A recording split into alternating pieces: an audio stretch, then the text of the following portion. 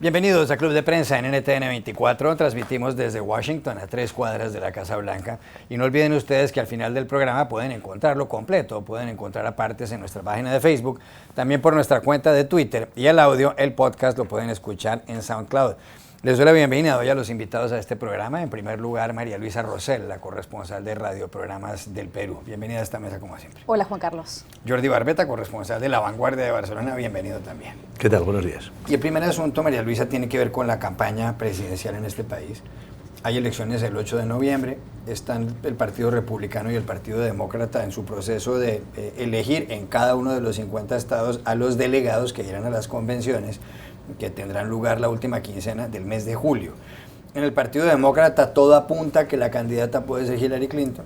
Está compitiendo contra el senador Bernie Sanders del estado de Vermont, a quien le fue bien en las más recientes elecciones primarias.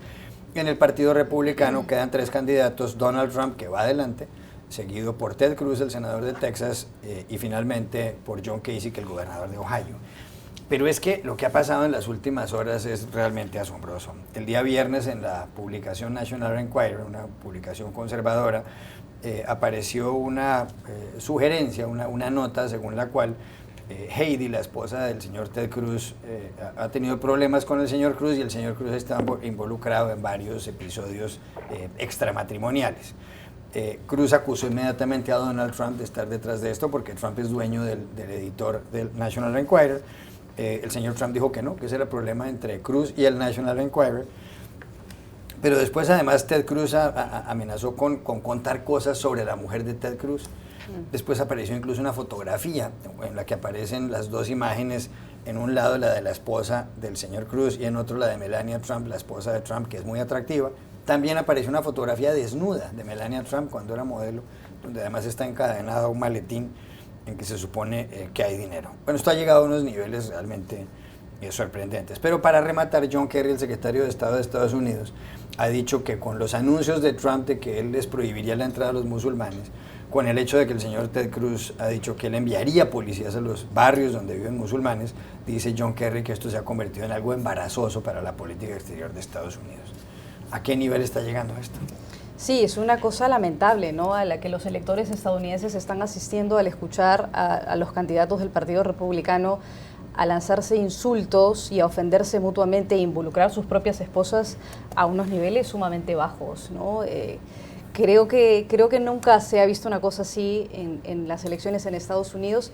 Y respecto de la preocupación del secretario Kerry frente a las propuestas que ha hecho no solamente Ted Cruz, sino Donald Trump, de vigilar y establecer campos de vigilancia o que las patrullas policiales vigilen los barrios donde viven musulmanes en Estados Unidos, lo deja a uno sin palabras. No solamente los expertos de seguridad dicen que es contraproducente, sino que las mismas agencias de seguridad han dicho los últimos años que se tiene que hacer exactamente lo contrario, que la única manera de acercarse a las comunidades árabes y a las comunidades musulmanes es establecer contactos y vínculos con ellos para que en el caso de que hayan sospechosos de terrorismo, se pueda tener una vinculación y un acercamiento con estas comunidades para prevenir actos de terrorismo. O sea que las propuestas de ambos candidatos son contraproducentes, no solamente revertidas por los expertos de seguridad, sino por las propias agencias. Y lo otro es la irresponsabilidad de Trump y de Cruz de acusar a las comunidades musulmanas en Estados Unidos de hacer poco por denunciar actos de terrorismo o de desligarse de los actos de terrorismo, no solamente en París, sino en Bruselas, cuando por lo contrario hay reportes y hay comunicados de los líderes más importantes del Islam en Estados Unidos que han dicho todo lo contrario, han repudiado los actos de terrorismo. Y hay un reporte de la Universidad de Duke del 2014 que cita uno de los artículos que estábamos discutiendo antes de entrar al programa, que demuestra todo lo contrario. Así que de manera irresponsable ambos candidatos continúan haciendo propuestas que no son viables, que son contraproducentes y que no ayudan a la lucha contra el terrorismo. Usted ha escrito en La Vanguardia de Barcelona un artículo sobre lo que está pasando en la campaña con respecto a esta pelea entre Cruz y Donald Trump. Lo que decíamos ¿Cuál es la valoración que hace usted, como dicen los españoles, de lo que pasa? Del desprestigio que está haciendo, del que habla Kerry, ¿no? pues si un diario de Barcelona te pide 2 crónicas el mismo día, una sobre la polémica después de los atentados de Bruselas y las propuestas de Cruz y de Trump, y después el lío de lo de las esposas, pero claro, parece realmente todo muy poco serio. Yo en la crónica he puesto que han salido estos días encuestas en las que el 51%, solo el 51% de los republicanos se siente orgulloso de su partido, y el 64% de los republicanos están avergonzados del nivel que está adquiriendo la campaña. Después yo aquí sí que creo que hay que hacer algunas matizaciones. Yo estoy convencido de que yo creo que Donald Trump es un peligro y es sobre todo un bocazas, pero en los aspectos de profundidad política creo que es mucho más conservador y desde ese punto de vista mucho más contraproducente y peligroso el discurso de Ted Cruz. Cuando Ted Cruz dice vamos a patrullar, es decir, ¿qué hace Donald Trump? Donald Trump está mirando las encuestas y él sabe perfectamente cuando dice, si hubieran torturado, le hubieran hecho el submarino, el waterboarding, al terrorista que encontraron, seguramente no habría ocurrido el siguiente atentado. Eso, él sabe que eso hay mucha gente que lo piensa. Pero lo de patrullar los barrios musulmanes, eso tiene una profundidad ideológica mucho más profunda, o sea, mucho más agresiva y además absurda. Es decir, y además absurda. Es decir, ¿dónde están los barrios musulmanes en Estados Unidos? ¿Vamos a organizar barrios musulmanes en Estados Unidos? Bueno, contestó un portavoz de la policía de Nueva York, ¿qué hacemos con los 1000 policías musulmanes que tenemos en Nueva York? ¿Son sospechosos esos policías?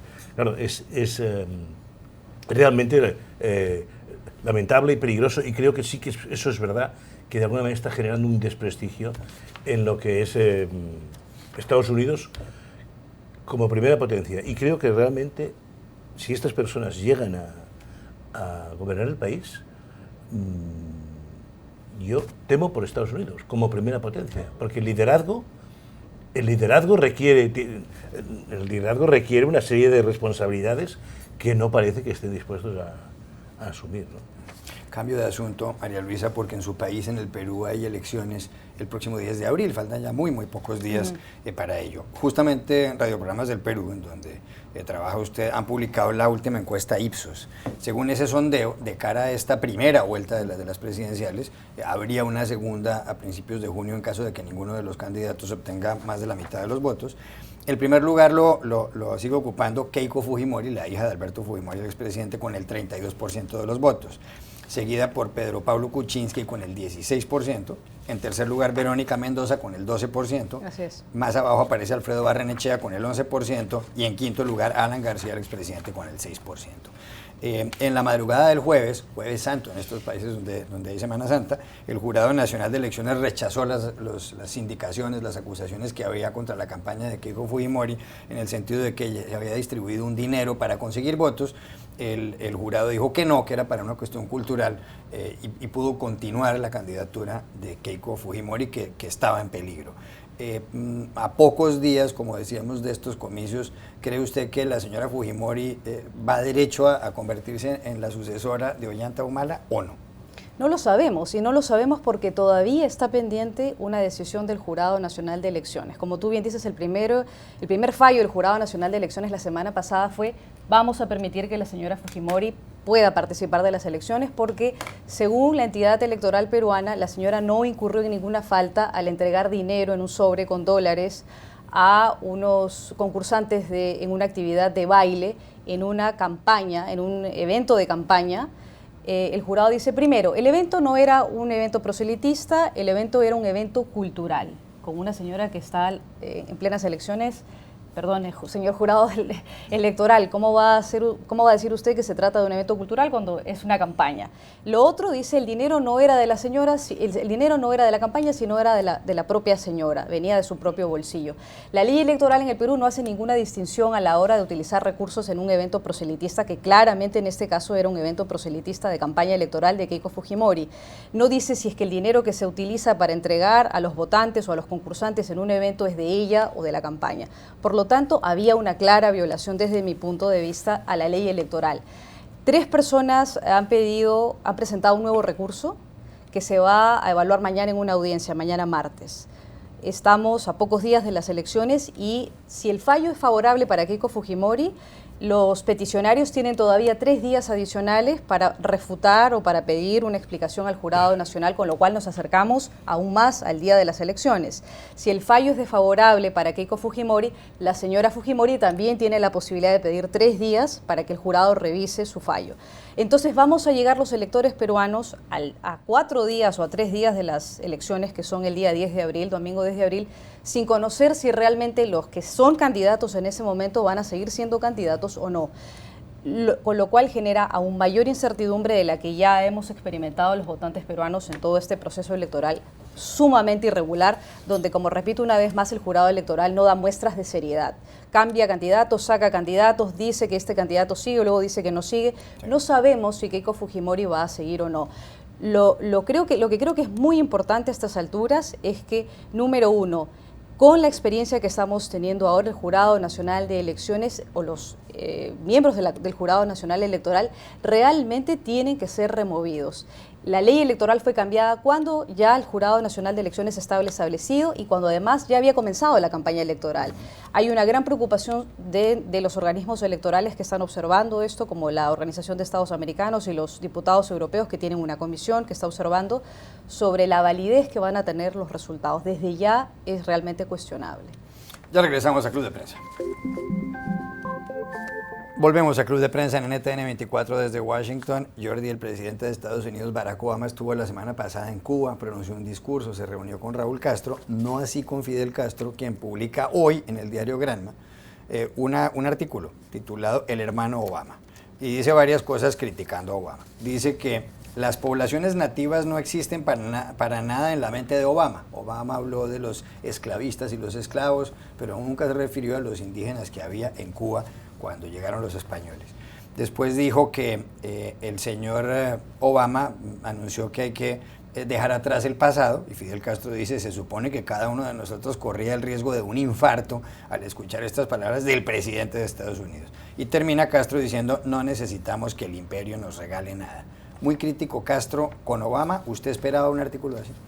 La verdad es que me parece un artículo muy flojito en el sentido de que, bueno, ¿qué va a decir Fidel Castro del presidente de los Estados Unidos? Pero yo creo que justamente esa carta lo que demuestra es que el proceso es irreversible, absolutamente irreversible, que ya no hay marcha atrás, aunque aquí ganen los republicanos las elecciones. Los intereses son tan unánimemente compartidos de resolver, de normalizar la situación, que yo creo que eso no tiene marcha atrás. El artículo de Fidel Castro es un artículo, pues, un poco de mantener un poco la cara bien alta, ¿no? Un poco una cuestión de dignidad, pero comentábamos fuera de micro, no se vieron Obama y Fidel Castro. ¿Por qué no? Porque no les interesaba ninguno de los dos. Para Fidel Castro, recibir a Obama era de alguna manera claudicar, tenía un punto de claudicación. Para Obama, reunirse con Fidel Castro, aquí le crujen, en Estados Unidos le habrían crujido, ¿no? Yo creo que el éxito de la operación es tan obvio, está todo el mundo tan contento con el resultado, que yo creo que, bueno, es lo que hay, ¿no? Y aquí hay que valorar la astucia, la audacia política y la capacidad de liderazgo de Barack Obama, que lo ha hecho con todo en contra. Con todo en contra es incluso con las leyes en contra. María Luisa. Yo creo que Fidel Castro no le podía pasar por alto al presidente Barack Obama que en su propia casa le diga que las libertades de los cubanos están por encima de todo, que cualquier cubano tiene el derecho de elegir un gobierno como le plazca, en libertad y de manera pública, y que se lo diga a todos los cubanos y transmitido en televisión. Yo creo que eso es lo que le dolió a Fidel Castro, y yo creo que por eso no le dolió tanto la frase que él elige para colocar en la carta cuando dice Barack Obama no nos puede venir a decir a nosotros que nos olvidemos del pasado. Yo creo que a él lo que le dolió es que le digan lo que se necesita es democracia en Cuba. Gracias a los dos. Ya regresamos a Club de Prensa. Volvemos a Club de Prensa en NTN 24 desde Washington y ahora tenemos en esta mesa al director para las Américas de Human Rights Watch, la ONG estadounidense que propugna por los derechos humanos, José Miguel Vivanco. Bienvenido aquí como siempre. Un agrado estar contigo. Ha publicado esta mañana Human Rights Watch un texto que además lleva su firma y se titula del siguiente modo: Colombia, el acuerdo con las FARC facilita la impunidad de los falsos positivos. Es conocido que el gobierno del presidente Juan Manuel Santos está negociando desde hace más de 3 años con el grupo guerrillero de las FARC en La Habana, que se ha conocido un acuerdo de justicia transicional suscrito por las partes, aunque faltan todavía algunos detalles. Se sabe también que los falsos positivos, como menciona usted aquí, fueron una serie de ejecuciones extrajudiciales. Miles de personas, centenares de personas inocentes en Colombia murieron a manos de miembros del ejército que los hacían pasar por guerrilleros de las FARC con el objeto de ascender dentro del escalafón militar. ¿Por qué dice usted además en este texto que ese acuerdo de justicia constituye un jaque mate justamente a la justicia? Porque cuando se nos da a conocer, se nos informa del acuerdo de justicia el 15 de diciembre pasado, se crea una jurisdicción especial para conocer de las infracciones, de las violaciones a derechos humanos, al derecho internacional humanitario durante el conflicto armado, y se dice que esta jurisdicción va a tener la competencia exclusiva para conocer de atrocidades cometidas que tengan relación directa o indirecta con el conflicto armado. Pero al mismo tiempo se dice que esta jurisdicción va a regir tanto a crímenes cometidos por la FARC como miembros de las fuerzas militares, de las Fuerzas Armadas. Pero para que el tribunal pueda conocer, habrá que demostrar que se trata de crímenes directa o indirectamente vinculados al conflicto. Eso se anuncia el 15 de diciembre. 4 días más tarde, el 19 de diciembre, se da a conocer un documento que no tiene una negociación con la FARC, pero que está inspirado en el acuerdo con la FARC, que es un documento que rige para el ejército. Y lo que hemos hecho es examinar ese documento en relación con el documento matriz, que es la negociación con la FARC. La conclusión es que para los agentes del Estado, para los agentes del ejército, por ejemplo, aquellos involucrados en falsos positivos, podrán aquellos que ya fueron condenados o están siendo investigados, pero que son de bajo rango, soldados, suboficiales, podrán reclamarle a este tribunal especial que caduque, que suspenda la ejecución de la pena y que al mismo tiempo suspenda la persecución penal, nada menos, de esos delitos, porque estas personas no jugaron un rol de mayor responsabilidad en esos hechos. Es decir, soldados, suboficiales que pudieron haber estado directamente involucrados en la comisión de falsos positivos por el hecho que no tuvieron la mayor responsabilidad en esos hechos, pueden reclamarle y exigirle a ese tribunal especial que renuncie a la persecución penal, lo que equivale en los hechos a una amnistía. Esto es muy grave, es producto de un análisis, hemos descubierto este fraude en el documento, producto de un análisis jurídico que hemos hecho durante estos últimos días y lo estamos dando a conocer el día de hoy. ¿Quién está detrás de eso que llama usted un fraude? Quienes han negociado en La Habana, es decir, el gobierno colombiano, los comandantes de la FARC, han al mismo tiempo no solo fraguado este engaño, sino al mismo tiempo han diseñado un concepto de responsabilidad del mando que es un traje hecho a la medida de los comandantes y de los generales. Porque acabo de decir que los subalternos podrán quedar completamente exentos de responsabilidad penal si dicen que no jugaron un rol importante, no tuvieron la mayor responsabilidad en estos hechos. Pero ¿qué ocurre con los generales? O en el caso de los comandantes de la FARC. Para ellos se ha diseñado un concepto se han fabricado un concepto de responsabilidad del mando que hace muy difícil probarles la responsabilidad en estos hechos por atrocidades cometidas por sus subordinados. Es más, podrían llegar a alegar ellos ante este tribunal especial que el rol que cumplieron en esos hechos no fue determinante, como quien dice, fue secundario, en cuyo caso ni siquiera, en ningún caso van a ir a prisión, pero en ese caso podrían exigirle al tribunal que les aplique una sanción máxima de solo 2 años para desarrollar un proyecto de estos de servicio a la comunidad y escapar así a la justicia. Pero usted entonces está sugiriendo que el gobierno colombiano posiblemente para que las Fuerzas Armadas no se opongan al proceso de paz con las FARC, les está tendiendo una mano a los responsables de falsos positivos, de ejecuciones extrajudiciales, es decir, no solamente soldados, sino a los generales, por una parte, y por otra parte, pues a los de las FARC les está ofreciendo este tribunal especial para que ellos tampoco vayan a la cárcel, es decir, usted está sugiriendo que esto es impunidad para todos. Efectivamente, lo que hay aquí, y por eso es que lo llamamos un jaque mate a la justicia, es concesiones extremas, concesiones escandalosas a los comandantes de la FARC con los que han negociado en La Habana, y unos ofrecimientos, unas ofertas también absolutamente inaceptables a los generales. Hay más de 16 que están siendo investigados por falsos positivos para conseguir el apoyo del ejército y de estos sectores a este proceso de paz. Aquí, en la práctica, ganan todos aquellos que han tenido responsabilidades en hechos atroces y pierden las víctimas. Una última pregunta porque nos quedan 2 minutos, pero entonces, ¿qué pasa, por ejemplo, con acontecimientos como el de hoy, en donde la Fiscalía General de la Nación en Colombia hace imputaciones contra 2 generales importantes, contra Mario Montoya y el general Torres Escalante, justamente por estas ejecuciones extrajudiciales, por lo que en Colombia se llaman falsos positivos? ¿Esto entonces no sirve para nada?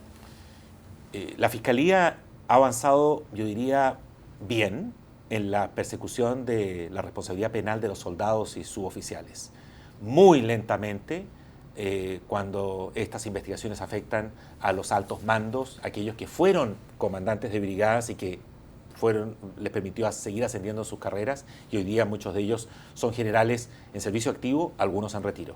Recién se está llamando a indagación y aparentemente se les va a imputar a un par de generales por responsabilidades en falsos positivos. Si este acuerdo es finalmente refrendado por el Congreso colombiano y se traduce en legislación nacional, estos casos, incluyendo las investigaciones contra estos generales, van a quedar en un punto muerto. Gracias por haber estado aquí, señor Vivanco. Muchas gracias. Y a ustedes los espero mañana nuevamente en Club de Prensa desde Washington.